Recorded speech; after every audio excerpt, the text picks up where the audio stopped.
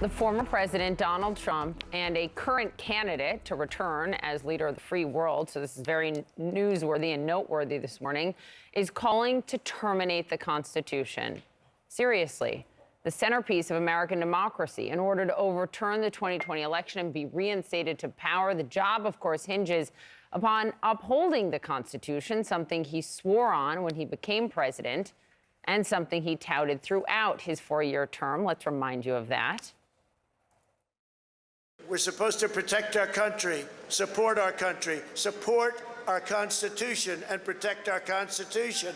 In this great chamber, we preserve our glorious inheritance, the Declaration of Independence, the Constitution, the Bill of Rights. As president, I have no higher duty than to defend the laws and the Constitution of the United States.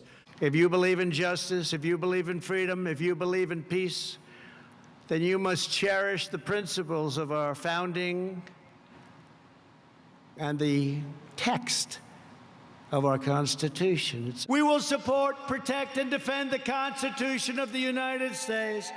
We believe in the American Constitution, and we believe in the rule of law. I stand before you today on the heels of a tremendous victory for our nation, our people, and our beloved Constitution. Beloved Constitution. House GOP leader Kevin McCarthy, who could be the next speaker, hasn't said anything about Trump's calls to terminate the Constitution. At least he hasn't said anything yet. But he has said that on the first day of the Republican-led Congress next year, they will read every single word of the Constitution, something Don reminded me of this morning. Joining us now, CNN senior political analyst John Avlon, CNN anchor and correspondent Audie Cornish. Thank you both for being here. I was actually speechless. I was speechless when I read it, and then watching Republicans try to respond to it on the Sunday shows, and some really came out, I think, in an important way and said that's basically ridiculous. Yeah. Which is table stakes for constitutional conservatives. Right. I mean, that's kind of required to be one. You have an interesting take that you think this is a response to his huge loss in the 11th Circuit last week. It is, but I've been thinking a little more, and I think I'm glad you played the January 6th clip, because that was a good example of Trump doing what he means. There's this whole idea of, do you take Trump literally or seriously? I think we all know now that he says what he means, and when he says these things, to believe it. One of the sort of memos that was unearthed after January 6th revealed that he had a plan to potentially seize voting machines, have the defense secretary go after voting machines. So this kind of language and way of speaking, it goes beyond rhetoric. That's sort of my takeaway at this point. Yeah. You had an interesting reaction to what you said, January 6th. They played January 6th, right, when we were... Well, I think beginning that mashup at January 6th just reminds you that people can invoke the Constitution while they're trying to shred it. Look, you know, the reason this matters more than just a typical Trump bleat on Trump Truth Social isn't just that he's running for president. It's that the people who are still supporting him are backing this. Right, you can't do the separation anymore and say, well, listen to watch what he does, don't listen to what he says. You know, don't take him seriously, not literally. All that, no, you can't say, I support the policies, not the person. If you're backing a lot of that on the Sunday show. A lot of that. Yeah.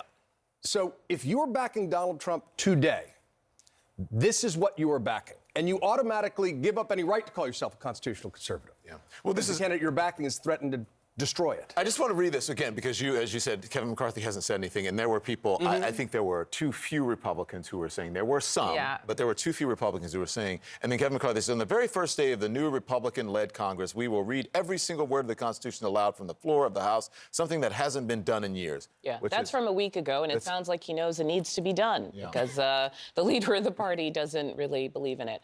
You know, one thing to think about is we're talking about high-level Republicans, establishment Republicans, and how they respond. If you sort through the sort of conspiracy patois of who Trump's trying to signal, one of the things they believe is that the elites collude to undermine the Constitution and have subverted the election. If you believe this entire line of thinking and go all the way down the rabbit hole, then what he says on Truth Social is perfectly in line with your worldview. That something has been done, it's corrupt, and therefore you should, by any means necessary, as we learned on January 6th, seek to correct it. Let's listen, guys, for a moment, just to how some Republican lawmakers responded on the Sunday shows. Here they were. Well, obviously, I don't support that. The Constitution is set for a reason, to protect the rights of every American. And so I certainly don't endorse that language or that sentiment. It's certainly not consistent with the oath that we all take.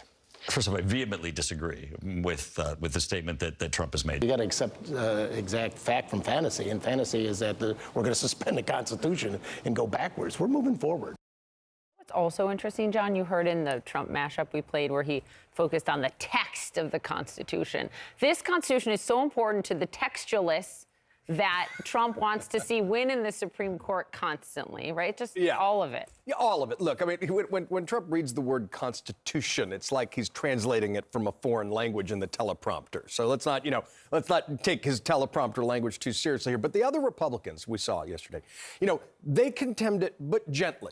The simple thing to do is say, this is disgusting, un-American, and disqualifying for anyone who wants to be president. Well, they know it's disqualifying because the most recent midterm showed people rejected candidates who followed this path and style of rhetoric. But it's not even because it's bad politics. It's because it's the opposite of anything resembling patriotic principle. Use a great phrase, by the way, which I love, conspiracy patois. I mean, you could say this is a dog whistle, but it's not a dog whistle. The Bulwark had a great article over the weekend that said Donald Trump takes the Constitution to Fifth Avenue and shoots it. And nothing, but what did he say about what would happen if he did that on Fifth Avenue? Right. No one would care. His supporters wouldn't care. And if you consider yourself a super patriot and you cannot support this, and that's the thing, is a lot of folks will find a way to rationalize it or tiptoe around it, as we saw a lot of congressmen do. This isn't that.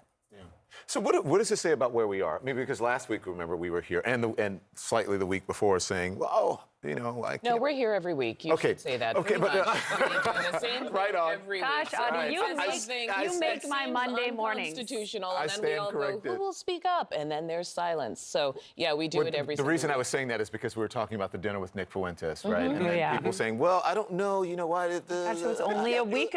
That was only a week. That was only a week ago. Right. That and then this. And now this. That's my 2024 is point. going great. But remember, you're talking about people, and as you're talking about the Washington media, as you're talking about Washington, the establishment. Right now, Trump is completely doubling and tripling down on the most hardcore of his supporters, many of which showed up on January 6th and overran the Capitol.